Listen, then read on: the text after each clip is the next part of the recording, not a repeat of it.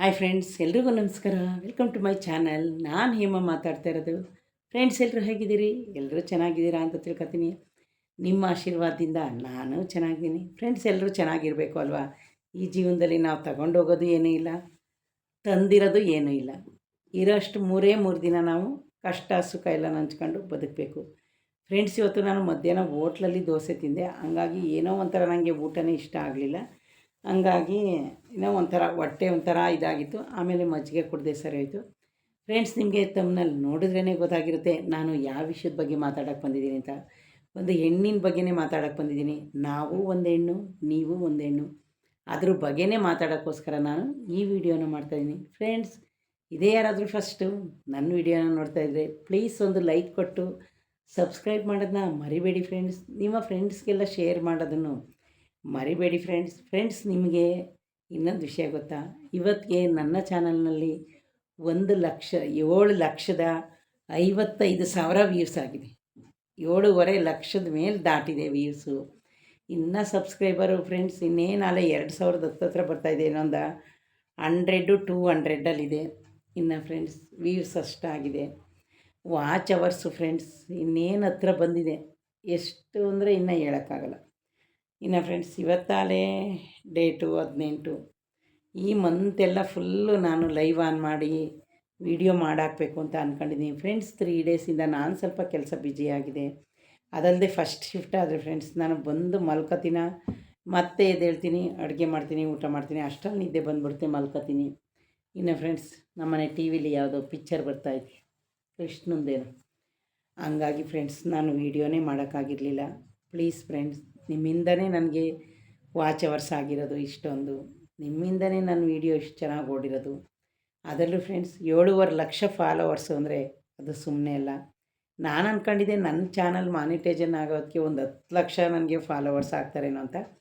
ಅದೇನಾಯಿತು ಅಂದರೆ ಫ್ರೆಂಡ್ಸ್, ನಾನು ಒಂದು ಚಾನಲ್ ಓಪನ್ ಮಾಡ್ಕೊಂಡಾಗ ಒಂದು 4 ಮಂತ್ಸು 5 ಮಂತ್ಸು ಏನೂ ಮಾಡಲೇ ಇಲ್ಲ. ಬರೀ ವೀಡಿಯೋ ಮಾಡೋದು ಹಾಕೋದು, ವೀಡಿಯೋ ಮಾಡೋದು ಹಾಕೋದು, ಇದೇ ಮಾಡ್ತಾಯಿದ್ದೆ. ಆದರೆ ನಾನು ಈಗ ಹೊಸ್ದಾಗಿ ಯೂಟ್ಯೂಬ್ ಚಾನಲ್ ಯಾರು ಓಪನ್ ಮಾಡ್ಕೊಂಡಿದ್ದೀರಾ ಅವ್ರಿಗೆ ಏನು ಹೇಳ್ತೀನಿ ಅಂದರೆ, ದಯವಿಟ್ಟು ಡೈಲಿ ವೀಡಿಯೋನ ಮಾಡಿ. ಡೈಲಿ ರೀಲ್ಸ್ ಮಾಡೋದ್ರಿಂದ ನಿಮ್ಗೆ ಏನು ಬರುತ್ತೆ ಅಂದರೆ ಸಬ್ಸ್ಕ್ರೈಬರ್ ಬರ್ತಾರೆ, ಮತ್ತು ವಾಚ್ ಅವರ್ಸ್ ಕೌಂಟ್ ಆಗುತ್ತೆ ಅಂತ ಹೇಳ್ತಾರೆ ಫ್ರೆಂಡ್ಸ್. ನನಗಂತೂ ಗೊತ್ತಿಲ್ಲ.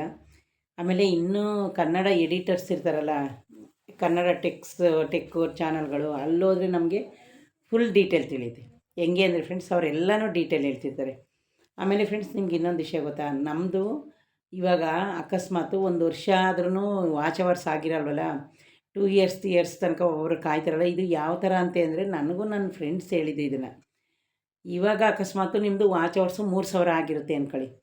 3,000 ವಾಚ್ ಅವರ್ಸ್ ಆಗಿದ್ರೆ ಅಕಸ್ಮಾತು 1 ವರ್ಷ ಆಯಿತು ಅಂದರೆ ಆ ವಾಚ್ ಅವರ್ಸ್ ಹೋಗ್ಬಿಡುತ್ತಂತೆ ಫ್ರೆಂಡ್ಸ್. ಫಸ್ಟು ಸ್ಟಾರ್ಟಿಂಗಿಂದ ಆಗುತ್ತಂತೆ. ಅದಕ್ಕೆ ನನಗೆ ಅರ್ಥ ಆಯಿತು. ಆವಾಗಲೇ ಅದಕ್ಕೆ ಒಬ್ಬೊಬ್ರದ್ದು 2 ವರ್ಷ. ಯಾಕೆಂದರೆ ಫ್ರೆಂಡ್ಸ್, ಈಗ ನೋಡಿ, ನಂದು ಆಲ್ರೆಡಿ 3,000 ವಾಚ್ ಅವರ್ಸ್ ಮಾಡಿದ್ದೀನಿ ಕಷ್ಟಪಟ್ಟು ವೀಡಿಯೋ ಮಾಡಿ. ಇನ್ನು 3,500 ಆಗೈತೆ ಅಂದ್ಕೊಳ್ಳಿ. ಇನ್ನು 500-400ಕ್ಕೋಸ್ಕರ ನಾನು ಮತ್ತೆ ಫಸ್ಟಿಂದ ಇದು ಮಾಡಬೇಕಲ್ಲ ಅಂತ ಚಿಂತೆ ಆಯ್ತಾಯಿದೆ. ಯಾಕೆಂದರೆ ಫ್ರೆಂಡ್ಸ್, ನಾನು ಕ್ಲೀನಾಗಿ ವೀಡಿಯೋನ ಮಾಡೋಕ್ಕೆ ನನಗೆ ಟೈಮ್ ಇರೋಲ್ಲ ಫ್ರೆಂಡ್ಸ್. ವೀಡಿಯೋ ಮಾಡಿ ಹಾಕಿದರೆ ನಂದು ಇಷ್ಟಲ್ಲಿ ವಾಚ್ ಅವರ್ಸ್ ಎಲ್ಲ ಆಗೋಗಿರೋದು. ಅದೇ ಮನಸ್ಸಲ್ಲಿ ಬೇಜಾರಾಗುತ್ತೆ. ನೋಡೋಣ ಫ್ರೆಂಡ್ಸ್, ಆದಷ್ಟು ಈ ತಿಂಗಳು 31 ಇರಬೇಕು ಕ್ಯಾಲೆಂಡ್ರಲ್ಲಿ. 31 ತನಕ ಒಂದಿನೂ ಮಿಸ್ ಮಾಡ್ದಂಗೆ ಚಾನಲಲ್ಲಿ ವೀಡಿಯೋ ಮಾಡಬೇಕು ಅನ್ಕೋತೀನಿ. ಆಗ್ತಾಯಿಲ್ಲ ಫ್ರೆಂಡ್ಸ್. ಒಂದು ದಿವಸ ಇದ್ದಂಗೆ ಇನ್ನೊಂದು ದಿನ ನನಗೆ ಟೈಮೇ ಸಾಕಾಯ್ತಾಯಿಲ್ಲ. ನೋಡಿ, ಇವಾಗ ಇಷ್ಟೊಂದು ಬಟ್ಟೆ ಎಲ್ಲನೂ ಒಗೆದೆ. ಯಾರಾದರೂ ನೀವು ಹೇಳಿ, ಇಷ್ಟೊಂದು ಬಟ್ಟೆ ಎಲ್ಲ ಒಗೆದ್ಮೇಲೆ ವೀಡಿಯೋ ಮಾಡೋಕ್ಕಾಗುತ್ತಾ? ಆದ್ರೂ ಫ್ರೆಂಡ್ಸ್ ನಾನು ವೀಡಿಯೋ ಮಾಡ್ತಾಯಿದ್ದೀನಿ. ಯಾಕೆ ಅಂದರೆ ನಂದು ವಾಚ್ ಅವರ್ಸ್ ಆಗಬೇಕಲ್ಲ, ಆಗ್ಬಿಡ್ಲಿ ಅಂತ ಹೇಳ್ಬಿಟ್ಟು ಫ್ರೆಂಡ್ಸ್ ನಾನು ವೀಡಿಯೋನ ಮಾಡ್ತಾಯಿದ್ದೀನಿ. ನೋಡಿ ಫ್ರೆಂಡ್ಸ್, ತಲೆ ತೊಳೆದಿದ್ನಲ್ಲ, ಕೂದಲು ತಲೆಗೆ ಸ್ನಾನ ಮಾಡಿದೆ ಫ್ರೆಂಡ್ಸ್ ನಾನು. ಹಂಗಾಗಿ ಕೂದಲು ಇದಾಗಿದೆ, ಹಂಗೆ ಸ್ವಲ್ಪ ಕಟ್ಟಿದ್ದೀನಿ ಬನ್ನಿ. ಆ ಥರ ಫ್ರೆಂಡ್ಸ್ ನಾನು ಅದೇ ಅನ್ಕೋತಾ ಇದ್ದೀನಿ. ಏನಂತ ಗೊತ್ತಾ? ವಾಚ್ ಅವರ್ಸು ನಂದು ಆಗ್ಬಿಟ್ರೆ ಸಾಕಲ್ಲ ದೇವರೆಲ್ಲನೂ ಬೇಡ್ಕೊತಾ ಇದ್ದೀನಿ. ಬನ್ನಿ, ಕೂದಲೇನು ನಿಲ್ಲ ಕಾಣಿಸ್ತಾ ಇಲ್ಲ. ನೋಡೋಣ, ಅದೇನು ಕೂದಲು ನಿಲ್ಲ ಕಾಣಿಸ್ತಾ ಇಲ್ಲ ಫ್ರೆಂಡ್ಸ್. ನನ್ನ ಮನಸ್ಸಲ್ಲಿ ಹಂಗೆ ಅನ್ಕೋತಾ ಇದ್ದೀನಿ ಫ್ರೆಂಡ್ಸ್. ಹೆಂಗಾದರೂ ಮಾಡಿ ನಂದು 4,000 ವಾಚ್ ಅವರ್ಸ್ ಆಗಿಬಿಟ್ರೆ ಸಾಕಲ್ಲಪ್ಪ ದೇವ್ರೇ. ನೆನೆಸ್ಕೊತಾ ಇದ್ದೀನಿ ದೇವ್ರನ್ನ. ದೇವ್ರೇನು ಮಾಡ್ತಾನೆ, ನಾನು ವೀಡಿಯೋ ಮಾಡಿ ಹಾಕ್ಬೇಕಲ್ಲ ಫ್ರೆಂಡ್ಸ್.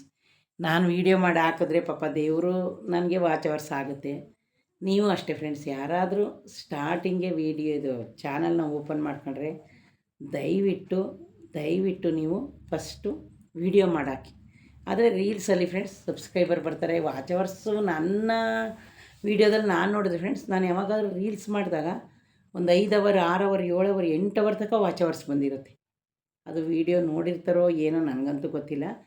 ಈ ಥರ ಆಗ್ತಾಯಿದೆ. ನಾನು ಅದಕ್ಕೆ ಅನ್ಕೋತಾ ಇದ್ದೀನಿ ಮೋಸ್ಟ್ಲಿ ಇದೇ ಇರ್ಬೋದು ಅಂತ. ಅದಕ್ಕೋಸ್ಕರ ಫ್ರೆಂಡ್ಸ್, ನೀವು ಅಷ್ಟೇ ಹೊಸದಾಗಿ ಯಾರಾದರೂ ಚಾನಲ್ ಓಪನ್ ಮಾಡಿದ್ರೆ ದಯವಿಟ್ಟು ಡೈಲಿ ವೀಡಿಯೋ ಮಾಡಾಕಿ. ನೀವು ಏನು ಕಲ್ತಿದ್ದೀರಿ ಅದ್ರ ಬಗ್ಗೆನೇ ವೀಡಿಯೋ ಮಾಡಾಕಿ. ಅದಕ್ಕೋಸ್ಕರ ನಾನು ನಿಮ್ಮ ಹತ್ರ ಕೇಳ್ಕೊಂಡಿದ್ದೆ, ಮಿಸ್ ಮಾಡ್ಕೊಳ್ಳೇಬೇಡಿ. ಈಗ ಫ್ರೆಂಡ್ಸ್, ನಾವಂತೂ ವರ್ಕಿಂಗ್ ವುಮೆನ್ಗಳು, ವರ್ಕಿಗೆ ಹೋಗ್ತೀವಿ, ಕೆಲಸ ಮಾಡ್ತೀವಿ ಫ್ರೆಂಡ್ಸ್. ನಿಮ್ಗೆ ಇನ್ನೊಂದು ವಿಷಯ ಗೊತ್ತಾ, ನಾನು ಮನೇಲಿರ್ತೀನಿ, ರಜದಲ್ಲಿ ಯಾವತ್ತು ವೀಡಿಯೋನೇ ಮಾಡಿರಲ್ಲ. ಒಂದೊಂದು ಟೈಮು ಬರೀ ತಿನ್ನೋದು ಮಲ್ಕೊಳ್ಳೋದು ಇದೇ ಆಗೋಗಿರುತ್ತೆ. ನಾನು ಇನ್ನೊಬ್ರಿಗೆ ಹೇಳ್ತಾಯಿದ್ದೀನಿ, ನನ್ನದೇ ಹಂಗಾಗುತ್ತೆ ಪರಿಸ್ಥಿತಿ, ಒಂದೊಂದು ಸಲ ಹಂಗಾಗುತ್ತೆ ಫ್ರೆಂಡ್ಸ್. ನಾವೇನು ಮಾಡೋಕ್ಕಾಗಲ್ಲ. ಬನ್ನಿ ಫ್ರೆಂಡ್ಸ್, ಈಗ ನಾನು ತಮ್ಮನಲ್ಲಿ ಆವಾಗಲೇ ನಾನು ನಿಮಗೆ ಹೇಳಿದೆ, ನಾನೊಂದು ಹೆಣ್ಣಿನ ಬಗ್ಗೆ ಮಾತಾಡೋಕ್ಕೆ ಬಂದಿದ್ದೀನಿ ಅಂತ ಹೇಳಿದೆ ಫ್ರೆಂಡ್ಸ್. ನೋಡಿ, ಒಂದು ಜೀವ ಹೋದ್ಮೇಲೆ ಮತ್ತೆ ಯಾವತ್ತಿಗೂ ಬರೋಕ್ಕೆ ಸಾಧ್ಯ ಇಲ್ಲ. ನಾವಾಗಿರ್ಬೋದು, ನೀವಾಗಿರ್ಬೋದು, ನೆನಪು ಮಾತ್ರನೇ ನಮಗೆ ಉಳಿಯೋದು. ಈಗ ನೋಡಿ, ವಿ ಸರೋಜಿನಿ ದೇವಿ ಸತ್ತೋದ್ರು, ಈಗ ನೆನಪು ಮಾತ್ರ. ಮತ್ತು ಎಷ್ಟೇ ಜನ ಸತ್ತೋಗಲಿ, ನಾವು ಎಷ್ಟೇ ಸಾಧನೆ ಮಾಡಿರಲಿ, ಸತ್ತ ಮೇಲೆ ಇನ್ನು ಫ್ರೆಂಡ್ಸ್ ನೆನಪಷ್ಟೇ. ಇದ್ದಾಗ ನಾವೆಷ್ಟು ಒಳ್ಳೆಯದು ಕೆಟ್ಟದ್ದು ಏನು ಮಾಡ್ತೀವಿ ಅದೇ ನಮ್ಮದು ಉಳಿಯೋದು ಫ್ರೆಂಡ್ಸ್. ಹಂಗಾಗಿ ನೋಡಿ, ನಾನು ಇವಾಗ ಏನು ಹೇಳ್ತಾಯಿದ್ದೀನಿ, ನಿಮಗೆ ಏನು ಹೇಳೋಕ್ಕೆ ಬಂದಿದ್ದೀನಿ ಅಂದರೆ ಫ್ರೆಂಡ್ಸ್, ನೋಡಿ, ಇವರು ಯಾರಪ್ಪ, ಧರ್ಮಸ್ಥಳದಲ್ಲಿ ಸೌಜನ್ಯ, ಅವರು ಸೌಜನ್ಯನ ಅತ್ಯಾಚಾರ ಮಾಡಿ ಸಾಯಿಸಿದ್ರು. ಅದು ಇಡೀ ದೇಶಕ್ಕೆ ಸವಾಲಾಗಿ ನಿಂತಿರೋ ಕೇಸ್. ಈಗ ಮತ್ತೆ ಈಗ ಬರೀ ಅದ್ರ ಬಗ್ಗೆನೇ ಸ್ಟಾರ್ಟ್ ಆಗಿದೆ ನೋಡಿ. ನಾನು ಮೊನ್ನೆ ಒಂದು ವೀಡಿಯೋದಲ್ಲಿ ಏನು ನೋಡಿದೆ ಫ್ರೆಂಡ್ಸ್, ಅದಕ್ಕೆ ನಾನು ಈ ವಿಡಿಯೋನ ಮಾಡ್ತಾಯಿದ್ದೀನಿ. ಒಂದು ಹೆಣ್ಣು ನೋಡಿ, ಒಂದು ಗಂಡಸು ಒಂದು ಹೆಣ್ಣನ್ನು ಯಾವ ರೀತಿ ಯೂಸ್ ಮಾಡ್ಕೊತಾನೆ ನೋಡಿ. ಅವರು ಒಂದು ತಾಯಿ ಒಂದು ಮಗಳನ್ನ ಆ ಪರಿಸ್ಥಿತಿಲಿ ನೋಡಿದ್ರೆ ಫ್ರೆಂಡ್ಸ್, ನಾವಾದರೂ ಅಷ್ಟೇ ಯಾರೂ ಸಹಿಸೋಕ್ಕಾಗಲ್ಲ ನೋಡಿ. ನಾವು ಹೊಟ್ಟೆಯಿಂದ ನಮ್ಮ ಮಕ್ಕಳು ಬಂದಾಗ ಬರೀ ಬೆತ್ತಲೆಯಲ್ಲಿ ನಾವು ಅವ್ರನ್ನ ನೋಡ್ತೀವಿ. ನಾನಾಗಿರ್ಬೋದು, ನನ್ನನ್ನು ಎತ್ತಿರೋ ನಮ್ಮ ತಾಯಿ ಆಗಿರ್ಬೋದು. ಆಗ ನೋಡಿ, ಚಿಕ್ಕ ಮಗು ಆವಾಗಲೇ 9 ತಿಂಗಳಿಂದ ನಮ್ಮ ಹೊಟ್ಟೆಯಿಂದ, ಆವಾಗ ನಮ್ಗೆ ಯಾವುದೂ ಅನಿಸಲ್ಲ. ಯೋಚನೆ ಮಾಡಿ, ಏನೂ ಅನಿಸಲ್ಲ. ಅವ್ರನ್ನ ಬರೀ ಮೈಯಲ್ಲಿ ಬರೀ ಬಟ್ಟೆ ಇಲ್ಲದೇ ನಾವೇ ಸುಮ್ಮನೆ ಒಂದು ಬಟ್ಟೆ ಸುತ್ತಬಿಟ್ಟು ಮಲಗಿಸ್ತೀವಿ. ಯಾಕೆ ಹೇಳಿ? ಅದು ಒಂದು 9 ತಿಂಗಳು ನಮ್ಮ ಹೊಟ್ಟೆಯಿಂದ ಆವಾಗೇ ಆಚೆ ಬಂದಿರುತ್ತೆ ಆ ಮಗು. ಅದನ್ನು ತಾಯಿ ಡೈಲಿ ಎದೆ ಹಾಲು ಕುಡಿಸ್ತೀವಿ, ಡೈಲಿ ಅವ್ರಿಗೆ ಬರೀ ಮೈಲಿ ಸ್ನಾನ ಮಾಡಿಸ್ತೀವಿ. ಒಬ್ಬ ತಂದೆ ಆಗಿರ್ಬೋದು, ತಾಯಿ ಆಗಿರ್ಬೋದು, ಹುಟ್ಟಿದ ಮಗುನ ನಾವು ಅಯ್ಯೋ ಮೈ ಮೇಲೆ ಬಟ್ಟೆ ಇಲ್ಲ ಅಂತ ಏನೂ ಅನಿಸಲ್ಲ ನಮಗೆ. ಯಾಕೆ ಹೇಳಿ? ಅದು ಚಿಕ್ಕದವಾಗ, ಚಿಕ್ಕ ಪುಟ್ಟ ಪಾಪ. ನಿಮಗೂ ಅನಿಸಲ್ಲ, ನಮಗೂ ಅನಿಸಲ್ಲ ಫ್ರೆಂಡ್ಸ್. ನೋಡಿ, ಈ ಪ್ರಪಂಚದಲ್ಲಿ ಒಂದು ಹೆಣ್ಣನ್ನ ಬೆತ್ತಲೆ ನೋಡೋಕ್ಕಾಗೋದು ಒಬ್ಬಳು ತಾಯಿ. ಆಗ ಹೊಟ್ಟೆಯಿಂದ ಹುಟ್ಟಿ ಬಂದ ಮಗುನ ಅವಳು ಲಾಲನೆ ಪಾಲನೆ ಮಾಡೋದ್ರಿಂದ ಹಿಡಿದು ಆವಾಗ ಮಗು ಎತ್ತ ತಕ್ಷಣ ನೋಡಿ ನಮಗೆ ಏನು ಮೈ ಮೇಲೆ ಬಡ. ಆದರೆ ಬೆಳೀತಾ ಫ್ರೆಂಡ್ಸ್ ನಾವು ದೊಡ್ಡವರಾಗ್ತೀವಿ. 10 ವರ್ಷ, 5 ವರ್ಷ, 3 ವರ್ಷ, 4 ವರ್ಷ. ಇನ್ನು ಫ್ರೆಂಡ್ಸ್ ನೋಡಿ, ಒಂದು 3 ವರ್ಷ, 1 ವರ್ಷ ಅಂದರೆ ನಾವು ಸ್ಟಾರ್ಟ್ ಮಾಡಿಬಿಡ್ತೀವಿ. ಅಯ್ಯೋ, ಗಂಡು ಮಗು ಆದರೆ ಚಡ್ಡಿ ಇಕ್ಕಿಲ್ಲ, ಹೆಣ್ಣು ಮಗು ಆದರೆ ಬಟ್ಟೆ ಇಕ್ಕೊಂಡಿಲ್ಲ ಅಂತ ನಾವೇ ಹುಡುಕಿ ಬಟ್ಟೆ ಇಕ್ತೀವಿ ಫ್ರೆಂಡ್ಸ್. ಇನ್ನೊಂದೇನು ಅಂದರೆ, ಒಂದು ಯಂಗ್ಸ್ಗೆ, ಒಂದು ಹೆಣ್ಣಿಗೆ ಮರ್ಯಾದೆ ಅನ್ನೋದು ಅಷ್ಟು ಮುಖ್ಯ. ಆಮೇಲೆ ಇನ್ನು ಈ ಪ್ರಪಂಚದಲ್ಲಿ ಬೆಲೆ ಕಟ್ಟೋಕ್ಕೆ ಆಗಲ್ಲ ಫ್ರೆಂಡ್ಸ್. ಎಷ್ಟು ಕೋಟಿ ಆದ್ರೂ ಬೆಲೆ ಕಟ್ಟೋಕ್ಕಾಗದೇ ಇರೋದು ಒಂದು ವಸ್ತು ಅಂದರೆ ಅದು ನಮ್ಮ ಶೀಲ.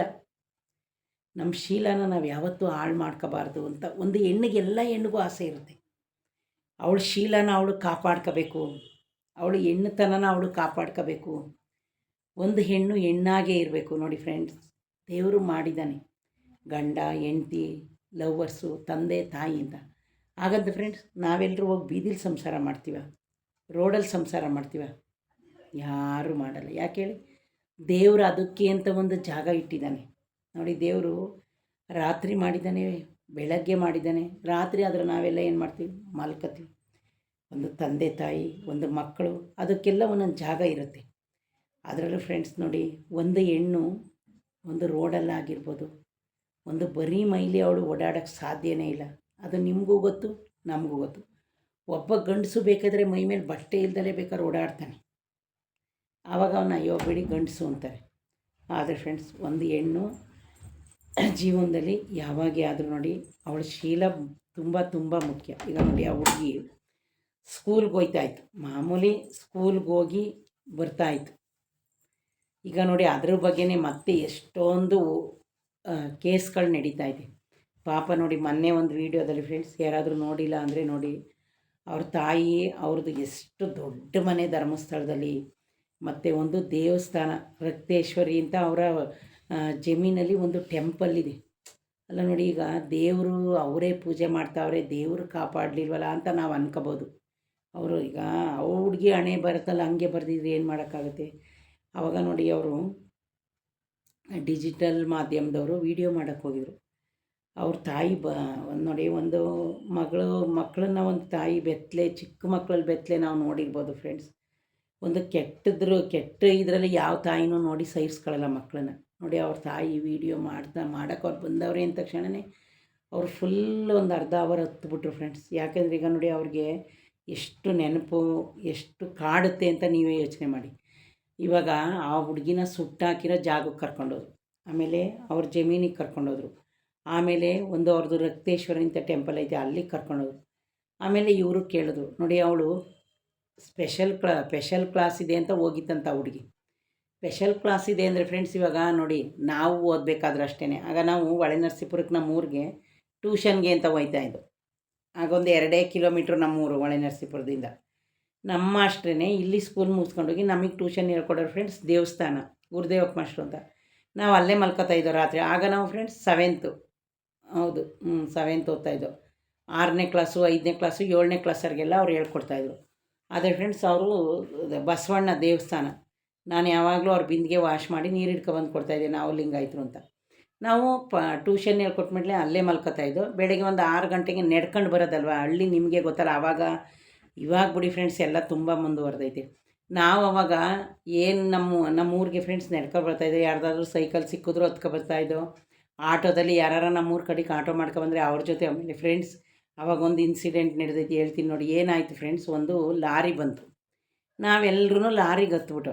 ಆ ಲಾರಿ ಏನು ಜಾನ್ದಾಳ್ ಕಡೆಯಿಂದ ಬರುತ್ತೆ, ನಮ್ಮೂರು ಪಕ್ಕ ಹಳ್ಳಿಯಿಂದ. ನಮ್ಮೂರು ಕ್ರಾಸ್ ಬಿಟ್ಟು ಮುಂದೆ ಹೋಗ್ಬಿಡ್ತು ಫ್ರೆಂಡ್ಸ್ ಲಾರಿ. ನಾವೆಲ್ಲ ಅಷ್ಟು ಕಿರ್ಚಾಡಿದ್ದೀವಿ, ಎಲ್ಲೋ ಯಾವ ಕಡೆಗೂ ಕರ್ಕೊಂಡೋಗ್ಬಿಡ್ತಾರೆ ನಮ್ಮನ್ನ ಅಂತ ಹೇಳ್ಬಿಟ್ಟು ಫ್ರೆಂಡ್ಸ್ ಅಲ್ಲೇ ಇಳಿದು ನಡ್ಕೊಂಡು ಬಂದಿದ್ವಿ. ಅದೊಂದು ಇನ್ಸಿಡೆಂಟ್ ಆಗ ಅಷ್ಟೊಂದು ಇದಿಲ್ಲ ಬಿಡಿ, ಇಷ್ಟೊಂದು ಅದೊಂದು ಆಯಿತು ಫ್ರೆಂಡ್ಸ್ ಆವಾಗ ನಮಗೆ.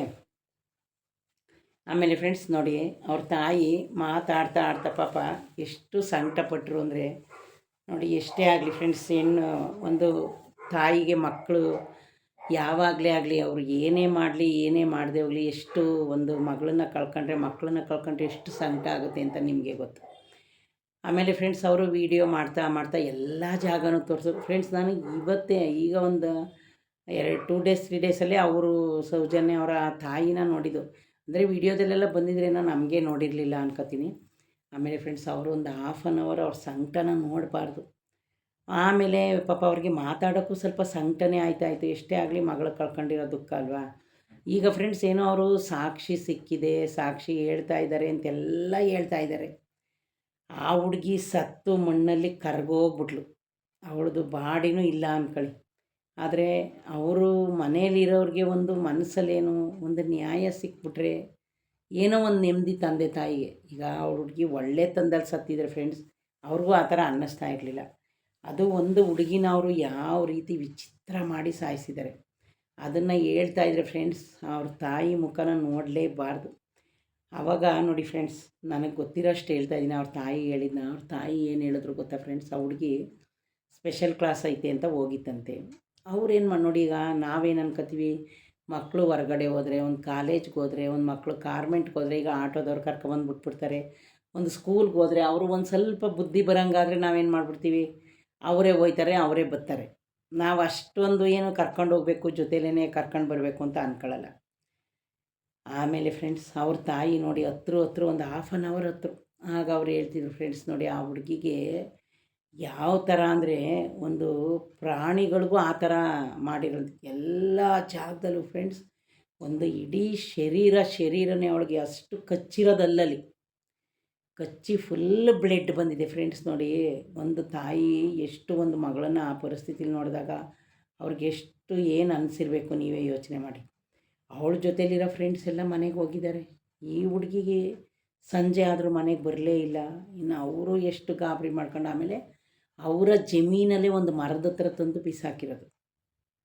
ಅದರಲ್ಲೂ ಫ್ರೆಂಡ್ಸ್ ನೋಡಿ, ಒಂದು ಆ ಹುಡುಗಿಗೆ ಆಗಲೇ 16 ವರ್ಷನೋ ಏನೋ ಆಗಿತ್ತು, ಏನೋ 15-16 ವರ್ಷ ಅಂದ್ಕೊಳ್ಳಿ. ಒಂದು ಹೆಣ್ಣನ್ನು ಯಾವ ರೀತಿ ಮಾಡಿದ್ದಾರೆ ಆ ಪಾಪಿಗಳು ಅಂತ ನೋಡಿ ಫ್ರೆಂಡ್ಸ್. ನೋಡಿ, ಇದುವರೆಗೂ ಯಾರು ಅಂತಲೇ ಗೊತ್ತಾಯ್ತಾ ಇಲ್ಲ ಪಾಪ. ನೋಡಿ, ಈಗ ಅವರು ಡೈಲಿ ಅವ್ರ ಮನಸ್ಸಲ್ಲಿ ಅನ್ಕೋತಾರೆ ತಂದೆ ತಾಯಿ. ನಾವಾದರೂ ಹಂಗೆ ಅಲ್ಲ ಫ್ರೆಂಡ್ಸ್.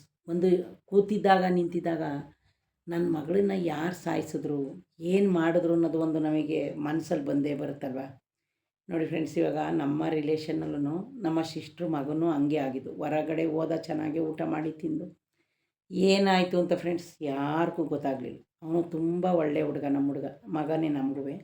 ಆದರೆ ಫ್ರೆಂಡ್ಸ್ ಇದುವರೆಗೂ ಆದರೆ ನೋಡಿ, ಅವ್ರಿಗೆ ಹೇಳೋದು ನಾನೇ ಎಷ್ಟೋ ಸಲ ಅನ್ಕೋತೀನಿ ಫ್ರೆಂಡ್ಸ್. ಅವನ ಫ್ರೆಂಡ್ಸ್ಗಳು ಓಡಾಡುವಾಗ, ಅವನ ಫ್ರೆಂಡ್ಸ್ಗಳು ನನ್ನನ್ನು ಮಾತಾಡಿಸ್ದಾಗ ಮನಸ್ಸಲ್ಲಿ ನಾನು ಅನ್ಕೋತೀನಿ, ಯಾರು ಏನು ಮಾಡಿದ್ರು, ಏನಾಯಿತು, ಏನಾಗಿ ಸತ್ತೋದ. ಆ ಕ್ಷಣಕ್ಕೆ ಫ್ರೆಂಡ್ಸ್ ನಮಗೂ ಏನೂ ಅನ್ನಿಸ್ತಿಲ್ಲ, ನಮ್ಮ ಅಕ್ಕ ಅವ್ರಿಗೂ ಏನೂ ಅನ್ನಿಸ್ತಿಲ್ಲ. ಆ ಕ್ಷಣಕ್ಕೆ ಫ್ರೆಂಡ್ಸ್ ಒಂಥರ ಅವ್ರಿಗೆ ಶಾಕ್ ಆಗೋಯ್ತು. ಇಂಥ ಚೆನ್ನಾಗಿರೋ ಮಗ, ಕೆಲ್ಸಕ್ಕೆ ಹೋಗಿ ಬಂದ ಮಗ, ಫ್ರೆಂಡ್ಸ್ ಜೊತೆ ಹೋದನು, ಕಣ್ಣು ಮುಚ್ಚಿದ ಕಣ್ಣ ಬಿಡಲೇ ಇಲ್ಲ. ನಾವೇ ಒಂದೊಂದ್ಸರಿ ಅಷ್ಟು ನೆನೆಸ್ಕೊತೀವಿ. ಏನಪ್ಪ ಫ್ರೆಂಡ್ಸ್, ನಿಜವಾಗ್ಲೂ ನೀವೇನಾದರೂ ಅಂದ್ಕೊಂಡು ನಾನು ಈಗೂ ಒಂದು ಕ್ಷಣಕ್ಕೂ ನೆನೆಸ್ಕೊತೀನಿ. ಏನಂತ ಗೊತ್ತಾ, ಅವನು ಹೆಂಗೆ ಹುಟ್ಟಿ, ಹೆಂಗೆ ಬೆಳೆದು, ಹೆಂಗೆ ಮಾಯ ಆಗ್ಬಿಟ್ಟ ಅನ್ಕೋತೀನಿ ಫ್ರೆಂಡ್ಸ್. ನಿಜವಾಗ್ಲೂ ಎಲ್ಲರೂ ಮರ್ತೇ ಬಿಟ್ಟು ಅವನ್ನ. ಈಗ ಸತ್ತ ಮೇಲೆ ಮರಿತೀವಿ ಅಂತೀವಿ, ಆದರೆ ನೆನಪು ಬಂದೇ ಬರುತ್ತೆ. ಆಲ ಅಷ್ಟು ನಾವು ನೆನೆಸ್ಕೊಂಡು ಕೂತ್ಕೊಂಡು ಅಳ್ತಾ ಇಲ್ಲ. ಅಲ್ಲ, ಮನುಷ್ಯನ ಜೀವನ ನೋಡಿ ಯಾವ ಥರ ಅಂತ. ಹಂಗೆ ನಮ್ಮ ಫ್ಯಾಮಿಲಿಲೇ ಈ ಥರ ಆಗೈತೆ. ಇನ್ನು ಅವರು ಎಷ್ಟು ನೆನೆಸ್ಕೋಬೋದು. ಆ ತಾಯಿ ನೋಡಿ, ಆ ಮಗಳನ್ನ ಇಲ್ಲ ಅವಳಿಗೆ ಒಂದು ಬಾಯಿಗೆ ನೀರು ಬಿಡಲಿಲ್ಲ, ಇಲ್ಲ ಕಾಯಿಲೆ ಬಂದು ಸತ್ತೋಗಲಿಲ್ಲ, ಒಂದು ಆಕ್ಸಿಡೆಂಟಾಗಿ ಸಾಯಲಿಲ್ಲ, ಇಲ್ಲ ಅವಳು ಏನು ಅವತ್ತು ಸ್ಕೂಲ್ಗೆ ಹೋಗಾಗ ಮಾಮೂಲಿ ಫ್ರೆಂಡ್ಸ್. ನಮ್ಗೆ ಇವತ್ತು ಮನೆಯಿಂದ ಹೋಗ್ತೀವಿ, ಸಂಜೆ ಏನಾಯ್ತೀವಿ ಅಂತ ಗೊತ್ತಿರುತ್ತಾ, ಮಾಮೂಲಿ ಇಲ್ಲ ಬೈಕೊಂಡು ಇಲ್ಲ ಮಾತಾಡ್ಕೊಂಡು ಏನೋ ಒಂದು ಹೋಗ್ತೀವಿ ಕೆಲಸಕ್ಕೆ. ಇನ್ನು ಆ ತಾಯಿ ಆ ಪರಿಸ್ಥಿತಿಲಿ ಅವಳನ್ನ ನೋಡಿ ಅವ್ರಿಗೆ ಎಷ್ಟು ಸಂಕಟ ಆಗಿರಬೇಕು. ಒಂದು ಜಾಗ ಇಡೀ ಮೈಯ ಶರೀರದಲ್ಲೇ ಫ್ರೆಂಡ್ಸ್ ಅವ್ರ ತಾಯಿ ಹೇಳ್ತಾರೆ, ಅಷ್ಟು ಹಲ್ಲು ಗುರುತು, ಹಲ್ಲಿನ ಮಾರ್ಕು ಬಿದ್ದಿತ್ತಂತೆ, ಅಷ್ಟು ಕಚ್ಚಿರೋದು. ನಾನು ನೋಡಿ, ಅವ್ರಿಗಂತೂ ಫ್ರೆಂಡ್ಸ್ ಒಳ್ಳೆ ಸಾವು ಬರಲ್ಲ ಬಿಡಿ. ನೋಡಿ, ಗೊತ್ತಾಗಲಿ ಹೋಗಲಿ, ನಾವು ಏನು ಕರ್ಮ ಮಾಡಿರ್ತೀವೋ ಅದನ್ನು ನಾವೇ ಅನುಭವಿಸಿ ಸಾಯಬೇಕು. ಈ ಪ್ರಪಂಚದಲ್ಲಿ ಯಾರು ಏನು ಶಾಶ್ವತ ಅಲ್ಲ. ಆದರೆ ಒಂದು ಗೊತ್ತಿಲ್ದಂಗಾದ್ರೂ ಆ ಅವಳಿಗೆ ಎಷ್ಟು ಉಸಿರಾಡೋಕ್ಕಾಗಿಲ್ಲ, ಎಷ್ಟು ಸಂಕಟಪಟ್ಟವಳು, ಎಷ್ಟು ಕಿರ್ಚಾಡವಳು, ಕಿರ್ಚಿದಂಗೆ ಅವಳಿಗೆ ಏನು ಮಾಡೋರು, ಅಷ್ಟು ನರಕದಲ್ಲಿ ಅವಳು ಪ್ರಾಣ ಬಿಟ್ಟಿದ್ದಾಳೆ ಅಂದರೆ ಫ್ರೆಂಡ್ಸ್. ನೋಡಿ, ನಾನು ಅನ್ಕೋತೀನಿ, ವಯಸ್ಸಿದ್ದವ್ರು ಸತ್ತೋದ್ರೆ ದೆವ್ವ ಆಗಿ ಬರ್ತಾರೆ ಅಂತ ಹೇಳ್ತಾರೆ. ಆ ಹುಡುಗಿ ಫ್ರೆಂಡ್ಸ್ ಒಂದು ಗಾಳಿ ರೂಪದಲ್ಲಾರ ಬಂದು ಅವ್ರಿಗೆ ಏನಾರ ಮಾಡ್ಬೋದಿತ್ತೇನೋ ಫ್ರೆಂಡ್ಸ್. ಇವಾಗ ನೋಡಿ, ದೇವರಿದೆ ಅಂದರೆ ದೆವ್ವನೂ ಇದೆ ಅಂತಾರೆ. ಅದ್ರ ಬಗ್ಗೆ ನಾನು ಹೆಚ್ಚು ಮಾತಾಡೋಕ್ಕಾಗಲ್ಲ, ಯಾಕಂದ್ರೆ ನಮಗೆ ಗೊತ್ತಿಲ್ಲ. ನನ್ನ ಮನಸ್ಸಲ್ಲಿ ಒಂದೊಂದ್ಸಲ ಫ್ರೆಂಡ್ಸ್ ನಾನು ಅಂದ್ಕೊಳ್ಳೋದು, ಆ ಹುಡುಗಿದೇನಾದರೂ ವೀಡಿಯೋ ನೋಡಿದಾಗ ಆ ಹುಡುಗಿ ಏನು ಮಾಡಬೇಕಿತ್ತು ಅಂದರೆ, ಅವಳಿಗೆ ಯಾರ್ಯಾರು ಈ ಥರ ಮಾಡಿದ್ದಾರೆ ಅವ್ರಿಗೆಲ್ಲ ಈ ಥರ ಹೋಗಿ ಶಿಕ್ಷೆ ಕೊಡಬೇಕಿತ್ತು ಅಂತ ನನ್ನ ಮನಸ್ಸಲ್ಲಿ. ಈಗ ಫ್ರೆಂಡ್ಸ್ ನೋಡಿ, ಅಷ್ಟೆಲ್ಲ ಮಾಡಿರೋರಿಗೆ ದೇವರು ಭಯ ಬೀಳದೇ ಇರಲ್ವಾ? ಭಯ ಇದ್ದೇ ಇರುತ್ತೆ. ಕಳ್ಳನ ಮನಸ್ಸು ಉಳ್ಳೋಳ್ಗೆ ಅಂತ ಗಾದೆನೇ ಇದೆ. ಅವರೇನು ಆ ಹುಡುಗಿನ ಆ ಥರ ಮಾಡಿ ಸಾಯಿಸಿರೋರು ಯಾರು ಏನು ನೆಮ್ಮದಿಯಾಗಿ ಬದುಕಿರಲ್ಲ. ಒಂದು ರಾತ್ರಿ ಕನಸಲ್ಲಾದರೂ ಕಾಡಿರುತ್ತೆ, ಆದರೆ ಹೇಳ್ಕೊಳ್ಳಲ್ಲ ಯಾರೂ. ಅವ್ರು ಮಾಡಿರೋದೇ ಅಂಥ ದೊಡ್ಡ ಹತ್ಯೆ, ಹೆಂಗೆ ಹೇಳ್ಕೊತಾರೆ? ಅದು ಕಾಡಿರುತ್ತೆ ಫ್ರೆಂಡ್ಸ್. ಸುಮ್ಮನೆ ಹೇಳ್ಕೊಬೋದು, ಅದು ಯಾರಂತ ಗೊತ್ತಾಗ್ದಂಗೆ ಆ ಥರ ಮಾಡಿದ್ದಾರೆ. ನೋಡಿ, ಧರ್ಮಸ್ಥಳದಲ್ಲಿ ನಾವು ವರ್ಷಕ್ಕೊಂದ್ಸರಿ ಇವಾಗ ಆ ಮಂಜುನಾಥ ಸ್ವಾಮಿ ದೊಡ್ಡ ದೇವ್ರು, ಅವನು ಅವ್ರಿಗೆ ಶಿಕ್ಷೆ ಕೊಡ್ದಲೇ ಇರ್ತಾನೆ ಇನ್ನು ಆ ದೇವರು. ಹಾಗೇ ಆಗಿರುತ್ತೆ, ಯಾರೂ ತೋರಿಸ್ಕೊಳ್ಳಲ್ಲ. ಇನ್ನು ತೋರಿಸ್ಕೊಂಡ್ರೂ ಅವ್ರ ಕತೆ ಮುಗೀತಲ್ಲ. ಹಾಗೆ ಅವರಮ್ಮ ಅಂತೂ ಫ್ರೆಂಡ್ಸ್ ಅಷ್ಟು ಕಣ್ಣೀರು ಇಟ್ಕೊಂಡು ನನ್ನ ಮಗಳಿಗೆ ಇಷ್ಟು ಕಚ್ಚಿದ್ರು, ಒಂದು ಶರೀರದಲ್ಲಿ ಜಾಗ ಇರಲಿಲ್ಲ ಅಂದಾಗ ಆ ತಾಯಿ ಇನ್ನೆಷ್ಟು ಕಷ್ಟ ಅನುಭವಿಸ್ಬೇಕು ನೀವೇ ಹೇಳಿ ಫ್ರೆಂಡ್ಸ್. ನಾವಾದ್ರೂ ಯಾರಾದ್ರೂ ಹೇಳೋದು, ಅವರು ನನ್ನ ಮಗಳು ಹೋಗಿದ್ದಾಳೆ, ಸ್ಪೆಷಲ್ ಕ್ಲಾಸ್ ಮುಗಿಸ್ಕೊಂಡು ಬರ್ತಾಳೆ ಅಂತ ಅವ್ರಿಗೆ ಅಡುಗೆ ಮಾಡಿದರು. ಏನು ಕಾಯ್ತಾ ರೆಡಿ ಮಾಡ್ಕೊಂಡು ಫ್ರೆಂಡ್ಸ್. ನಿಮಗೆ ಇವತ್ತು ಆ ಕಡೆ ಸಕಲೇಶ್ಪುರ, ಈ ಧರ್ಮದ ಕಡೆ ಎಲ್ಲ ನೋಡಿದ್ದೀರಾ, ಒಂದೊಂದು ಇಷ್ಟಿಷ್ಟು ದೂರಕ್ಕೆ ಒಂದೊಂದು ಮನೆ ಫ್ರೆಂಡ್ಸ್. ಆದರೆ ಅವ್ರು ಧೈರ್ಯವಾಗಿರ್ತಾರೆ. ಮನೆಗಳೆಲ್ಲ ದೂರ ಇರುತ್ತೆ, ಹತ್ರ ಇರೋಲ್ಲ. ಹಂಗಾಗಿ ನೋಡಿ, ಅವರೆಷ್ಟು ಆಸೆ ಇಟ್ಕೊಂಡು, ಎಷ್ಟು ಹಾರೈಸ್ಕೊಂಡು, ಎಷ್ಟು ಆಸೆ ಪಟ್ಟಿದ್ರು. ಯಾರಿಗೂ ಗೊತ್ತಿಲ್ಲ ಅದು. ನನ್ನ ಮಗಳು ಬರ್ತಾಳೆ ಈ ಥರ ಸ್ಕೂಲಿಂದ, ಅವಳಿಗೆ ಅಡುಗೆ ಮಾಡಿದ್ದೀನಿ, ಊಟಕ್ಕೆ ಹಾಕೋಣ. ಆದರೆ ಅವ್ರಿಗೆ ಗೊತ್ತಿಲ್ಲ ಇವತ್ತು ಇಂಥ ಒಂದು ನಾವು ನರ್ಕನ ಅನುಭವಿಸ್ತೀವಿ, ನನ್ನ ಮಗಳು ಈ ಥರ ಆಗಿ ಬರ್ತಾಳೆ ಅಂತ ಯಾರೂ ಅಂದ್ಕೊಂಡಿರಲಿಲ್ಲ. ಪಾಪ ನೆನೆಸ್ಕೊಂಡ್ರೇ ನೋಡಿ, ಅವ್ರ ತಾಯಿ ಅದು ಇವಾಗ ಸ್ವಲ್ಪ ವೀಡಿಯೋದ ಮುಂದೆ ಇಷ್ಟು ವರ್ಷ ಆದಮೇಲೆ ಈಗ ಒಂದು ಸ್ವಲ್ಪ ಮಾತು ಅವರು ಈಗ ನೋಡಿ ಪ್ರಪಂಚ ನೋಡಿರ್ತಾರೆ, ಎಲ್ಲರಿಗೂ ಗೊತ್ತಾಗಲಿ ಅಂತ ಅವ್ರು ಅಷ್ಟೊಂದು ಕಣ್ಣೀರಿಟ್ಕೊಂಡು ಮಾತಾಡುವಾಗ ಫ್ರೆಂಡ್ಸ್ ನನಗಂತೂ ತುಂಬಾ ಬೇಜಾರಾಯಿತು ನೋಡಿ. ಆಗ ಈಗ ಆ ಹುಡುಗಿ ಒಂದು 4-5 ಜನ ಸೇರ್ಕೊಂಡು ಈ ಥರ ಮಾಡಿದರೆ ಒಂದು ಹೆಣ್ಣು ಏನು ಮಾಡೋಕ್ಕಾಗುತ್ತೆ? ಎಲ್ಲ ಹೇಳೋಕ್ಕಾಗಲ್ಲ, ಆ ಪರಿಸ್ಥಿತಿನೂ ಹೇಳೋಕ್ಕಾಗಲ್ಲ. ಅಷ್ಟು ಮುಂಡೆ ಮಕ್ಕಳು ಇನ್ನೆಷ್ಟು ಆ ಹುಡುಗಿಗೆ ಟಾರ್ಚರ್ ಮಾಡಿ ಏನು ಮಾಡಿ ಇಷ್ಟೆಲ್ಲ ಮಾಡಿ ಸಾಯಿಸಿದ್ದಾರೆ. ಅವ್ರಿಗಂತೂ ಒಳ್ಳೆ ಸಾವು ಬರೋದೇ ಇಲ್ಲ ಬಿಡಿ ಫ್ರೆಂಡ್ಸ್, ಖಂಡಿತ ಒಳ್ಳೆ ಸಾವು ಬರೋಲ್ಲ. ಹಂಗಾಗಿ ನನಗೆ ಫ್ರೆಂಡ್ಸ್ ಅವ್ರ ತಾಯಿ ಸಂಕಟ ನೋಡಿ ಇವತ್ತು ವೀಡಿಯೋ ಮಾಡಬೇಕು ಅನ್ನಿಸ್ತು. ಒಂದು ಹೆಣ್ಣಿಗೆ ಮರ್ಯಾದೆ ಎಷ್ಟು ಮುಖ್ಯನೋ ನಮ್ಮ ಶೀಲನೂ ಅಷ್ಟೇ ಮುಖ್ಯ, ಹೆಣ್ತನ ಕಾಪಾಡ್ಕೊಳ್ಳೋದು ಅಷ್ಟೇ ಮುಖ್ಯ. ಎಲ್ಲ ಟೈಮಲ್ಲೂ ಒಂದೇ ಥರ ಇರೋಲ್ಲ. ಹಂಗಾಗಿ ಫ್ರೆಂಡ್ಸ್ ನೋಡಿ, ಹೆಣ್ಮಕ್ಳು ಹೊರಗಡೆ ಹೋದರೆ ಬರುವಾಗ ಏನಾಗುತ್ತೋ ಅಂತ ಯಾರು ನೋಡಿ. ಆಗೆಲ್ಲ ಒಂದು ಗಾದೆ ಮಾತು ಹೇಳ್ತಿದ್ರು, ಹೆಣ್ಮಕ್ಳು ಮನೇಲಿದ್ದರೆ ಸೆರಗಲ್ಲಿ ಕೆಂಡ ಕಟ್ಕೊಂಡಿರೋ ರೀತಿ ಅಂತ. ಹಂಗೆ ಪಾಪ ನೋಡಿ ಆ ಹುಡುಗಿ ಹಣೆ ಬರ ಯಾವ ಮುಂಡೆ ಮಕ್ಕಳು ಇಲ್ಲ, ಆ ಹುಡುಗಿ ಏನು ಅಂದಿತ್ತು ಆಡಿರಲಿಲ್ಲ ಯಾವುದಿಲ್ಲ, ಸ್ಕೂಲ್ಗೆ ಹೋಗಿ ಅದ್ರ ಪಾಡ್ಗೆ ಅದು ಬರ್ತಿತ್ತು. ಯಾರು ಕಿಡಿಗೇಡಿಗಳು ಕಣ್ಣು ಬಿತ್ತೋ ಆ ಹುಡುಗಿ ಪ್ರಾಣನೇ ತೆಗೆದುಬಿಟ್ರು ನೋಡಿ ಫ್ರೆಂಡ್ಸ್. ಇಷ್ಟೊಂದು ಚಿತ್ರಹಿಂಸೆ ಕೊಟ್ಟು ಪ್ರಾಣ ತೆಗೆದಿದ್ದಾರೆ. ಅವ್ರಿಗಂತೂ ಆ ದೇವ್ರು ಒಳ್ಳೇದು ಮಾಡಲ್ಲ. ಆ ಮಂಜುನಾಥ ಸ್ವಾಮಿ ಇರೋ ಸ್ಥಳದಲ್ಲೇ ಈ ಥರ ಆಗೈತೆ ಅಂದರೆ ಈಗ ಆ ಹುಡುಗಿ ಹಣೆ ಬರ ಏನು ಬರೆದಿತ್ತೋ, ಈ ಥರನೇ ಆಗಿ ಸಾಯಬೇಕು ಅಂತ ಬರೆದಿತ್ತೋ ಏನೋ. ನಾವು ಅನ್ಕೋಬೋದು ಫ್ರೆಂಡ್ಸ್, ಈಗ ದೇವರು ಅಲ್ಲೇ ಇತ್ತು, ದೇವ್ರು ಕಾಪಾಡಬೇಕಿತ್ತು. ಈಗ ಅವರು ನೋಡಿ ರಕ್ತೇಶ್ವರಿ ಹೆಣ್ಣು ದೇವ್ರು ಪೂಜೆ ಮಾಡ್ತಾರೆ ಅವರು. ಈಗ ಫ್ರೆಂಡ್ಸ್ ರಕ್ತೇಶ್ವರಿ ಅವರು ಪೂಜೆ ಮಾಡ್ತಾಯಿದ್ರೆ ಅವ್ರ ತಂದೆ ತಾಯಿನೂ ಬೇಡ್ಕೊಳ್ದೇ ಇರ್ತಾರ? ನನ್ನ ಮಗಳನ್ನ ಈ ಪರಿಸ್ಥಿತಿ ತಂದವ್ರಿಗೆ ನೀನು ಯಾವಾಗ ಶಿಕ್ಷೆ ಕೊಡ್ತೀಯ ಅಂತ ಅವರು ಡೈಲಿ ಅಂತೂ ಅವ್ರು ಬೇಡ್ಕೊಂಡಿದ್ದೇ ಇರ್ತಾರೆ. ಅವರ ಬೇಡಿಕೆ ನೆರವೇರುತ್ತೆ ಫ್ರೆಂಡ್ಸ್. ಯಾಕೆ ಹೇಳಿ, ಅದನ್ನು ನೆರವೇರಿಸ್ತಾಳೆ ಆ ತಾಯಿ.